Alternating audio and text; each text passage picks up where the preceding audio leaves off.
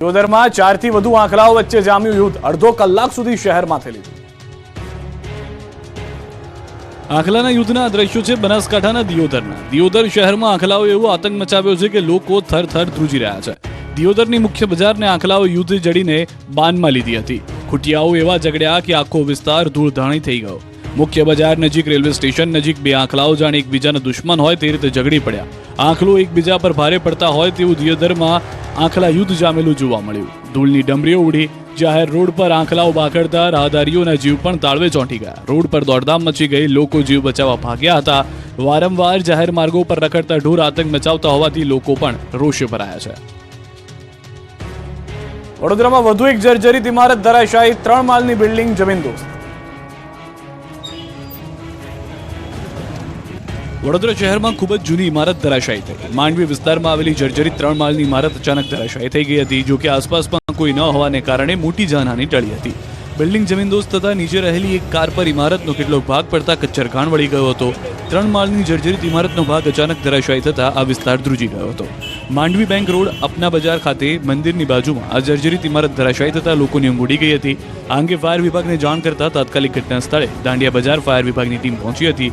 સાથે વીજ પ્રવાહ ચાલુ હોવાથી વીજ કંપનીના કર્મચારીઓ પણ તાત્કાલિક દોડી આવી વીજ પુરવઠો બંધ કર્યો હતો.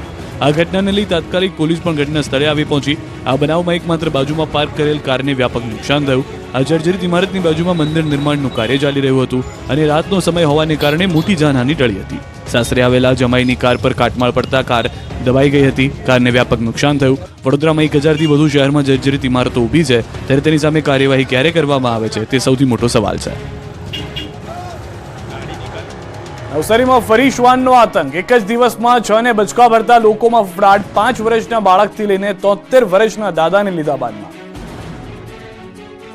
રાજ્યમાં છેલ્લા કેટલાક સમયથી શ્વાનના આતંકની ઘટનાઓ સામે આવી રહી છે. ઠેર ઠેર શ્વાન લોકોને બચકા ભરીને ઘાયલ કરી રહ્યા છે, ત્યારે નવસારીમાં ફરી શ્વાનનો આતંક સામે આવ્યો. એક જ દિવસમાં 6 ને બચકા ભરતા લોકોમાં ફફડાટ ફેલાયો.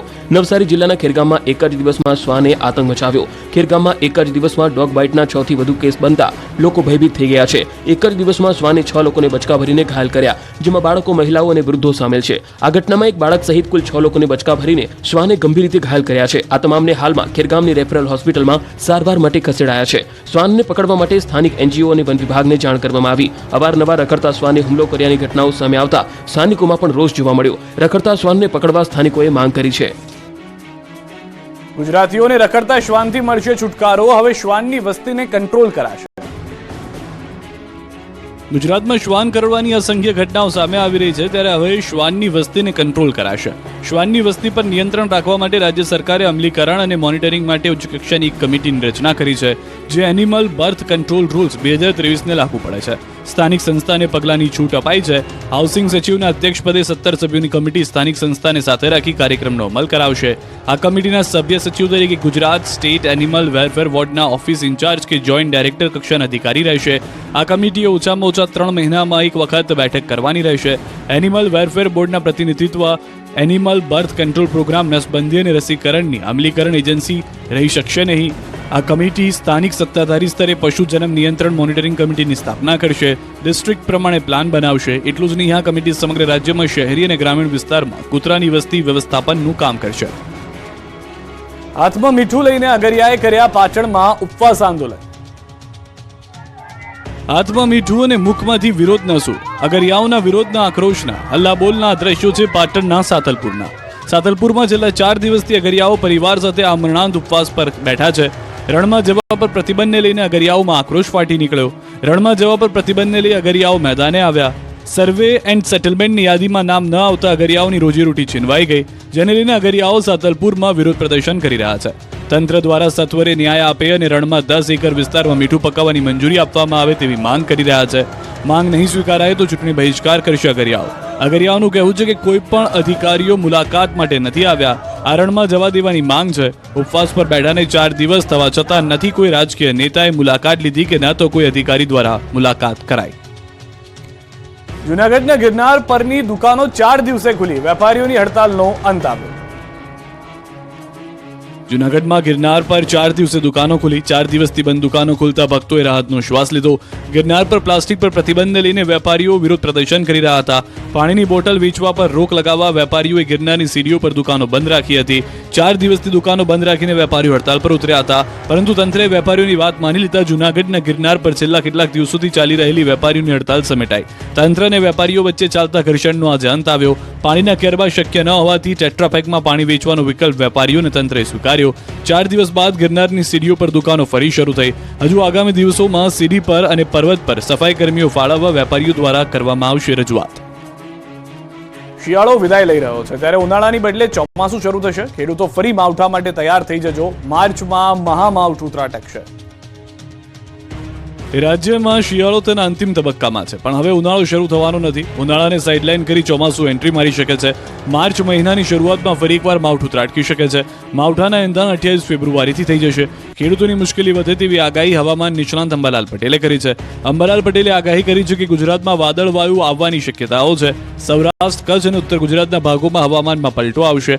28મી ફેબ્રુઆરીએ વાદળવાયુ આવવાની શક્યતા છે. માર્ચની 1 થી 5માં મોટા ફેરફાર આવી શકે છે, જેના કારણે રાજ્યમાં કમોસમી વરસાદ થવાની શક્યતાઓ રહેશે. આખા ગુજરાતમાં કમોસમી વરસાદ ખાબકી શકે છે. આ વખતે મધ્ય ગુજરાતમાં 20 કિલોમીટરની ગતિએ પવન ફૂંકાશે. કચ્છમાં તેજ ગતિએ પવન ફૂંકાઈ શકે છે. 7 થી 12 માર્ચમાં હવામાનમાં મોટા પલટા આવશે. આ સાથે હવામાનના અણધાર્યા ફેરફારો માર્ચના મધ્યમાં આવી શકે છે. 15 માર્ચ સુધીમાં મહત્તમ તાપમાન 40 ડિગ્રીની ઉપર જવાની શક્યતાઓ છે. જો કે વચ્ચે હવામાનમાં પલટા આવવાથી મહત્તમ તાપમાનમાં વધઘટ થતી રહેશે. ઉત્તર ગુજરાત, પૂર્વ ગુજરાત, મધ્ય ગુજરાત, ઉત્તર સૌરાષ્ટ્રના ભાગો, સૌરાષ્ટ્રના અન્ય ભાગો, કચ્છના ભાગોમાં કમોસમી વરસાદ થવાની શક્યતા રહેશે. ગઢડામાં ગોપીનાથજી મહારાજને 2.5 કરોડ રૂપિયાનો સુવર્ણ રત્ન મુગટ અર્પણ. ગઢડા ખાતે આવેલા વડતાલ ધામાના લાખો શ્રદ્ધાળુઓના આસ્થાનું કેન્દ્ર ગોપીનાથજી દેવને આશરે 2.5 કરોડ રૂપિયાની કિંમત ધરાવતા સોનું અને રત્નજડિત કલાત્મક દિવ્ય મુગટ ભક્ત પરિવાર તરફથી અર્પણ કરવામાં આવ્યો. મુંબઈના પારેખ પરિવાર કિંમતી મુગટ ગોપીનાથજી મહારાજના ચરણોમાં અર્પણ કરવાનો સંકલ્પ પૂર્ણ કર્યો. આ માટે ગઢડા આવી પહોંચ્યા હતા. મુંબઈના ચંદ્રેશભાઈ જશવંતલાલ પારેખે પરિવાર તરફથી હીરાજડિત સુવર્ણ મુગટ ગોપીનાથજી મહારાજને અર્પણ કર્યો. જે દરમિયાન ગોપીનાથજી દેવ મંદિર ખાતે આવેલા દરબારગઢમાં આચાર્ય રાકેશ પ્રસાદજી તથા વડતાલના નવતમ સ્વામી સહિતના સંતો તથા હરિભક્તો અને રાજકીય સામાજિક આગેવાનોની ઉપસ્થિતિમાં મુકુટ અર્પણ કાર્યક્રમ યોજાયો હતો. આ કાર્યક્રમમાં મંદિરના મહિમા થકી હરિભક્તોના સમર્પણ ભાવને સંતો દ્વારા બિરદાવ્યા હતા. ગોપીનાથજી મહારાજને મુગટ અર્પણ કરી પારેખ પરિવારે ધન્યતા અનુભવી હતી. સાબરકાંઠામાં બટાકાની ખેતી કરતા ખેડૂતોને આવ્યો બરબાદ થવાનો વારો. પાકમાં રોગના આક્રમણથી મહેનત ધોવાઈ ગઈ. બટાકાનું વાવેતર કરતા ખેડૂતોની હાલત કફોડી બની છે. મોટાભાગના ખેતરમાં સુકારા સહિતનો રોગ જોવા મળતા ખેડૂતોને ભારે નુકસાન થઈ રહ્યું છે, તો ઉત્પાદનમાં પણ ભારે ઘટાડો જોવા મળ્યો. સાબરકાંઠા જિલ્લામાં 27,000 હેક્ટર કરતા વધુ વિસ્તારમાં બટાકાનું વાવેતર કરવામાં આવ્યું. એમાંય મોટાભાગના ખેડૂતોએ કોન્ટ્રાક્ટ ફાર્મિંગ દ્વારા ખેતી કરી. બટાકાની ખેતી પાછળ 1 વીઘા દીઠ 50 થી 55 હજારનો ખર્ચ થાય છે.